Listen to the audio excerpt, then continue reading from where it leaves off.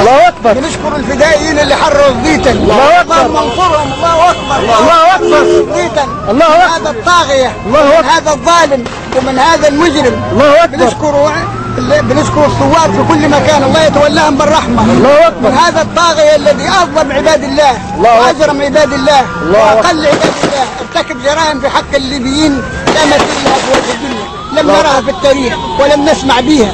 جرائم تركها يعني لا دين له، والمرتزقة اللي معاه يقولوا متطوعين، مرتزقة ليبيين عشان الفلوس، يعني عشان ياخذوا فلوس وقرضوا سيارة ومش عارف ايه ويبطوا اخوانهم المسلمين. هذا ظلمة مصيرهم النار. يقتل مؤمنا متعمدا فجزاؤه جهنم خالدا فيها. غضب الله عليه. وغضب الله عليه ولعنه. هؤلاء اللي بيقولوا متطوعين هذوم ظلمة، هذوم الاخسرين اعمالا، اخسرين اعمال الذين يعني يرتكبون مظالم في الدنيا علشان مصلحة الغير مش مصلحة انفسهم. هذوم ولا المجانين ولا الحيوانات. ما عندهمش عقل خالص. الله اكبر. قال ولا تركنوا الى الذين ظلموا فتمسكوا النار. الله اكبر. وقال إن اعتدنا للظالمين نارا أحاط بهم سرادقها. أظلم من هذا الحاكم لا يوجد على وجه البصر. الله أكبر. 40 سنة هو يسلب في أموال المسلمين، ما حدش حاسب على حاجة، ونفس قوانيننا تقول اللي يزيد عن راتب 40 جنيه 40% يعتبر ظالم. أظلم عباد الله هذا الرجل. هذا الرجل أظلم عباد الله، يعني أموال المسلمين بددها يمينا وشمالا مبدرا، أخرتها يعني دار شعبه رماية ساحة للرماية، دار شعبه ساحة للرماية، دمر الزاوية، دمر مصراتها، دمر الدنيا كلها. مسح مصراتها لأن عملت فيه الخير. قراته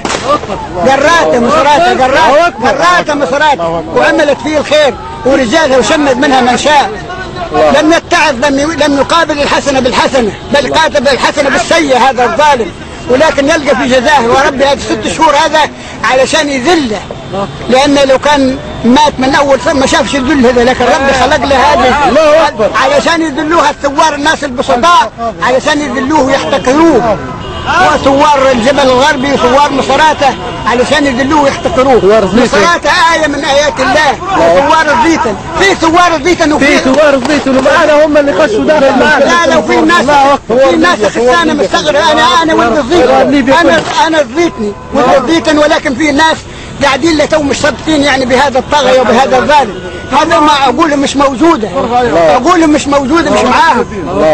أقول مش معاهم يا ابني. الله ينصركم، الله يعزكم، الله ينصركم، الله ينصركم. امين يا حاج.